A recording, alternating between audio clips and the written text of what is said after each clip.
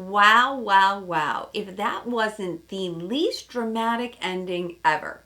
Let's get into it. In this video, I want to break down the men tell all and the finale and the lessons that we can learn from this season. Welcome to Reality TV Therapy with me, Dr. Diane. Welcome back, Dr. Diane here. I missed you guys. I was out of town. I was in Palm Springs with my girlfriends. If you don't follow me, make sure that you do. I am on Instagram in particular. I'm the Back to Love Doc, and I chronicle my travels and everything that's going on so you don't miss anything. But I was out of town. I missed the Men Tell All, so I'm here to report on that. A little late on the finale, and we have got to get into it because there is just so much going on. But I have to tell you, I always feel a little bittersweet at the end. Like there's this big build up to the finale and who are they going to choose, and there's no surprises here because I pegged this from day one that it was going to be Chock. But it's a little bit bittersweet when it ends because, to be honest with you, I'm going to miss this connection. I love doing videos. I love talking about the show. And when it's over, I always feel a little relieved, but a little bit sad too. Let me know what you think in the comments. But make sure that you subscribe to my channel. I don't know what the future is going to bring. I'm here for everything golden, but I don't know if I'm going to follow that closely with Grant season, and I'm going to get to that in the end. Okay, let's get into the Men Tell All. What I could say is the men didn't tell that much, but it was a love fest. And the moments that, particularly behind the scenes, were just really quite precious. So the only controversy, the only drama, so to speak, was Burgergate, whether you should put barbecue sauce on your burger or not. And we already saw that in this season, so no big surprises. But what I did love is some of the behind the scenes that just were more intimate.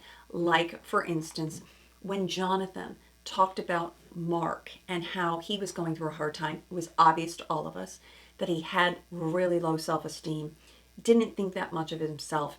And Mark left him a little sticky, like saying, "You're worthy, you're worth it." And that's it's not just good TV, it's like good friendship. And I loved those moments to hear that sweetness and how they were all for each other. I talked about it in my earlier videos, how men in particular are probably not processing their grief, not processing their divorces. And now you're together living in the same place, and there's just got to be so many conversations that are happening that are really healing. And that's why I love this season in particular.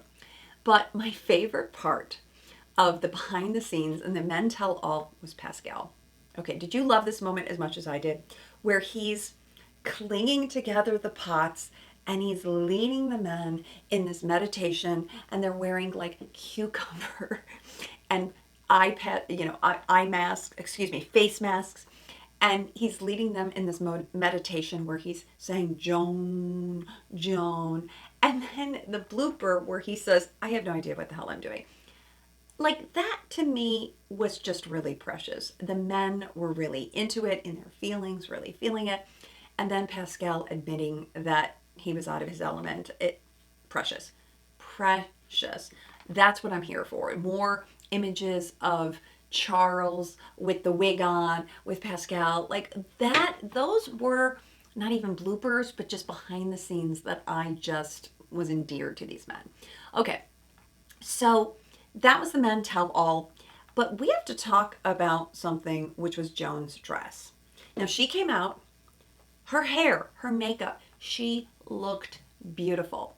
But that dress, and I'm not jealous of Joan's body, I'm not critiquing her, but I just don't think that dress is figure flattering for any woman, young, old, etc.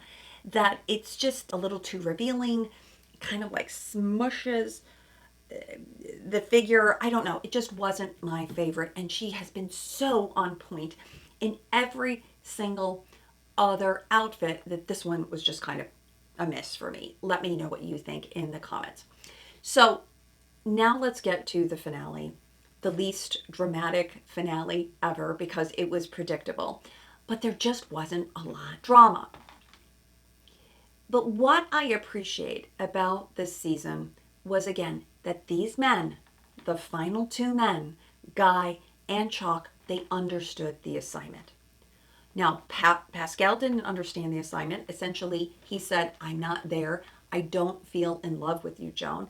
And where we left he had left. And now Joan is very upset. And Nancy, her good friend, knocks on the door and comes back. I have to say, I was so impressed with Nancy.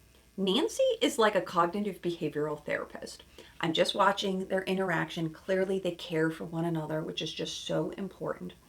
Remember, Joan's not having anyone else as her confidant, so Nancy being there is really crucial. But Nancy says to her, what is the evidence, Joan, that you're not lovable? And that's what we say in cognitive behavioral therapy. What is the evidence that your thought is true? And then Joan has to say, well, you're right. And she says, well, now Chock loves you and Guy loves you. They both are committed to you. And Joan, doesn't this make it easier for you? And you can kind of see the light bulb going on for Joan, like, yeah, she's right. I wanted Pascal to maybe be top two, but now that you think of it that way, it gets easier. So Nancy just naturally has such a beautiful way. These two, their friendship is just really precious. But you can see that Joan starts flip-flopping now, and now, or excuse me, she rebounds, and now we're just moving on, right? I wasn't ready, but now I'm ready. And now we are in Bora Bora for the final two men. Okay, so first off, we start with Chock and the meeting with Joan's family. It's great. She gets to meet with Chock first. They go in, they meet her daughter, is it her son-in-law, and then the son and future and fiance, I'm pretty sure. But Nick, Joan's son, I thought was probably the cornerstone of this family. He did the most talking. He seemed so sincere, but so genuine, and I thought secure. And I thought, Joan, good for you. You did a great job, parenting this young man. He seemed really lovely, really poised. The most touching part of this family interaction was when Nick went to Joan and said, you understand how proud your kids are of you for doing this, right? oh my God, I mean, it could like choke me up now. For your son to come to you and say how proud they are of you has got to be every mother's dream, no matter what you do. And they're cheering her on. They recognize how difficult this is. And you can see, she's hesitant, like, how will you feel? I'm replacing your dad. And then Chock, kudos to Chock, he handled this interaction with Nick really well. And he said, I'm not here to replace your dad in any way, shape, or form. I am not. And it's just, that's not my place. I'm really wanting to just show your mother a better life, some happiness, some joy, some adventure. And I thought he handled that beautifully. You see, everyone calms down. They see the love there. They appreciate that their mother is handling this really so well. And she's not there looking for their approval, as I've seen some golden women before. She's really merely just introducing him. And I also liked what Chock did. And he said, I want everyone to know. Some might say it's possessive. It's a little too much. We're going to get to that. But he's letting the kids know that this is something more than just a friend zone. And I have to appreciate that about Chock. It's how he legitimately feels. And I think it's working for the two of them because Joan likes it. Somebody else might think it's too much, but Joan likes it, and that's all that matters. Okay, so now we have to talk about Guy. So it's gone beautifully. The meeting with Joan's family, her kids, Chock, all of that is going well. They get a little bit of a recap how wonderful that went. And now Joan, and they don't see her stressing out over it. She literally just like walks in, says, we need to talk. It's been raining out. It's like, oh God, this is going to be tough. We all know what's coming. Guy obviously doesn't, but he's in what we call breakup blue because this has been the pattern of the theme. Guy doesn't know this, but she comes, they start talking, And sure enough, it's not that long before we know there is something negative happening here, right? She's going to have to break up with him. But here's something that I think if you're younger, you may not anticipate. I really appreciated this. Older people in particular, someone like Joan, she's only been in love with one person. Maybe she's dated, but to be at this level, you could see she was already conflicted, kissing multiple people, and now it feels like she's cheating on Chock by being with Guy, and she has to let him go. And here's what I love. Some people in the comments are saying she didn't give Guy a chance. I don't think that's true at all. I 100% support what Joan did, which is to let Guy go. I know he had to go to Bora Bora. Had she known earlier? I don't think so. But she needed to let him go without meeting her family. And this is where I think this is just truly the right thing to do. Because if he had met her family, gotten all of that feedback, it would have just been, more heartache. Oh my gosh, well, why did I meet them? More confusing questions. And by letting him go now, it really clears up her energy for Chock.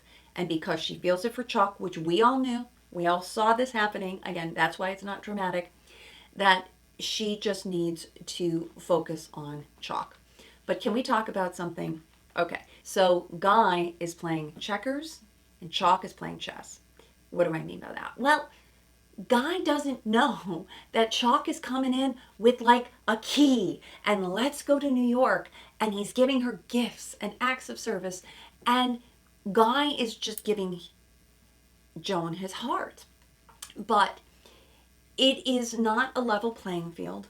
And I think, on the other hand, this is why it works for Chock. And I want to get to that in terms of the lesson. But just the contrast that Joan and Chock are feeling a lot more confident in their union. And that's why things are working. Let's talk about how things used to be done. Back in the day, in my day, when I started watching the Bachelor franchise many, many moons ago at the very beginning, there was none of this telling two people you loved them. You waited till the final rose. You could see they would have to like hold on to it when the person's saying I love you and they didn't reciprocate. And that's what I love about Joan. She's bringing it back to old school. Not telling two people, not telling even one person that she loves them. And it is a struggle, but I really do think it pays off. But here's the thing. I read, as I said, a lot of comments. And a lot of people are cynical. They're looking through the lens of they're looking through the lens of negativity. Because let's face it, a lot of current modern relationships don't work. So we look at Chock as someone who's stalking her, who's love bombing her, who's a little bit creepy. He's so aggressive. But that's back in Joan's day, because she's 61, we didn't have those terms. We didn't have red flags. We didn't have love bombing. We didn't have any of that. We just had a man pursuing a woman. And so I like that Joan, big picture, is bringing that back full circle to how things used to be. And I think for this couple, it's going to work better. Because we are sensing, I said this a few episodes ago, that I thought Chock has some anxious attachment and like needs validation from Joan. And now knowing that she's not shared with other men, that she's loved them, that she's not sharing that they're her final person, I think it's going to be so much better for these two. Okay, so now we see a beautiful proposal. I have to say, just one of the best. It felt really heartfelt. And Chock is nervous. He doesn't know he's the only one there. They don't even say that. But Joan embraces him. He starts in, as anticipated for Chock, talks about how crazy he is about her again. And she then gets to say, I love you. And I've been waiting to tell you this. And you could just see he relaxes into it. It's like the secure baby who just relaxes into their mother. Finally, he gets the confirmation that he's been dying for. And then he says, here's the question that I've been waiting to ask you. And he gets down on one knee and proposes to our lovely Joan, and she's over the moon. I love it. The ring is beautiful. The two are beaming. They just seem so happy. What's not to love? So again, not very dramatic, but I'll take that. I'll take love over drama any day. Now, we're back to the studio audience, the live audience. Everyone is applauding, so excited. Charles and everyone's face just lights up for Joan because we're all rooting for Joan to find love. And then we get to hear about what's happened since. Not what I'd want to hear, but we hear about they've spent 5 happy couples together, meaning they go, they find them an Airbnb, a private place, they get to spend time together. And I'm thinking Joan has orchestrated this. I think all along she's done a brilliant job this season, but Joan knew what worked, what didn't. She was watching what happened with Teresa and Gary. And if you recall the Golden Bachelor series, I don't think they had happy couple weekends. I don't think so. It sounded like Teresa and Gary were just getting to know each other on the phone. Nothing like real in-person meetings. And so I'm so happy that they did that for them because I think this really helped to solidify their relationship. Before the lights are filming again, before everybody knows out, it is a secret. He said it was like this clandestine kind of CIA mission. And I just love that for the two of them. Now we're in the studio audience. The women are there, the men are there, everybody's cheering them on, their families are there. And Jesse says, "We want to send you and your family to Disneyland." And everyone erupts in applause. That is so wonderful because their first date was Disneyland and it was just simply perfect for these two. So, loved that. Joan is clearly just the quintessential grandmother. She's so excited about making contact with her grandchildren, and it was just really sweet. So, here's what I also know. Again, people have been negative about Chock the whole time. He's too much, he's love bombing, all these other things. I just come back to what works for the couple. Joan seems excited about it. He is crossing the street for her. He's telling her that he wants to marry her, that she's his everything. And I think that is what she is used to. So here's the thing. People in the comments again go on about, oh, she should have chosen Guy. He had a better heart. Chock was a little bit, salesy. But we can't decide. Joan is going to find someone who's probably more like her husband because that relationship for her was successful. So you want to replicate what worked. And what clued me in that it was going to be Chock is from the very beginning, she said, he makes me feel safe. And that's all I needed to know. It's not really about romance. Yes, it is. It's excitement. But making her feel safe is how she felt with John. And now Chock is embodying that for her. So what I'm thrilled to see, and now that I've had a little bit of time to digest all of this, I watch all their stories, I watch everything, and they had an engagement party in Beverly Hills after the final rose. And mind you, that filming day goes long. My guess is that went till like 10 o'clock at night, and then they went to an engagement party. They're 60. They must be exhausted. They have to get on a flight, travel to Good Morning America for the next day, do interviews. Poor Chock and Joan must be exhausted. But they handled it. Everyone said how the love felt so real, how it was so exciting. So I'm going to go with that. I'm going to double down and go with loving these two together. Now, here are a couple misses though. Jesse did not ask a lot of follow-up questions. And so I have to wonder why. What about New York? What about this paddle lock? Are you getting a place? Where are you living? In subsequent interviews, Joan said that she would be spending some time, she didn't say she was moving, in Wichita.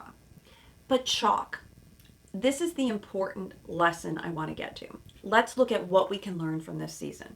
If you are Chock and you would want to, quote unquote, win in love, I don't like that term, but there's only one winner. There's only one final rose, and it's Chock. What did he do? He studied Joan. Not in a negative way. His daughter submitted him for the show. He found out it was Joan and knew that there was a connection. He made her chock-a-noodle soup. Something that if you watch Joan's stories, you know that she really likes cooking and she really likes chicken noodle soup. And he did that. And that made a difference right out of the limo. He had the soup. He said, I'm paying attention. But what I like about these two is that he was making the most of every opportunity. He then understood the assignment that Yes, there would be an engagement, but he was listening to her and he knew she wasn't going to move because she said that all along. Where can we go and have an excitement that would be someplace new? And I love this for couples, that we're not going to Maryland saying, I'm not leaving there at all. We're not going to Kansas. We're saying, let's choose a neutral place and let's have fun. Chock has said, I need a partner in crime. I'm looking for someone to have adventures with. And this is where I think they are a lovely pattern, a lovely couple. I love some of the other men, but I think Chock clicked more of the boxes for Joan than anyone else, and he was paying attention. So here's what we can learn. It doesn't matter how old you are. I said, your brain is young, as if you're 20 or 30. Understand the assignment. If your partner wants to be engaged, then think about that. Not whether you, oh, I'm not ready for this. This is too early. But listening to what will make your partner feel comfortable. What I also loved in terms of the lesson was the bromances. For me, that's the heart of this franchise. That was the heart of this season, is to invest in other people, to heal with those other people, to just spend time getting to know other people that you might not. And if you don't show up for these opportunities, you might miss out. Both Joan and Chock were so grateful that they took the chance. And look at where it's landed them. Everyone else, Susan, Kathy, all the people I follow were like, darn, I'm jealous. I want that too. But you can find love if you take chances too. Get out of your comfort zone. It's not going to feel great. That's why I'm like, I support Joan. I support all these women, these men. Go out and find yourself what you want. Don't sit at home critiquing everybody else, commenting on them, but go do that yourself. So until we meet again, follow me on Instagram. I'm going to be traveling pretty much the month of December. I'll be back for grant season. But I'm just going to tell you, I had a little sink when Jesse then, and he's trying to, welcome Grant, and I love all of that. And Grant is deserving of his own season and his own premiere and his own promo. But when he said, and they're alluding to the drama already, like which woman, I need to know which one I'm going to send first because who are you sending home? I'm like, oh my God, here we are again. Back to a lot of drama. That is what's typical. And I just don't know if I'm up for that. I'm going to see. But I just love everything about this golden season. I love finding love in one's middle years. I love taking a chance on love. I love people becoming vulnerable in their healing. And that's how I'm going to leave it. So you let me know what were your favorite moments from the season, and I will chat with you in the comments. Until now, subscribe to my channel, leave me a like, a comment, and we will talk soon.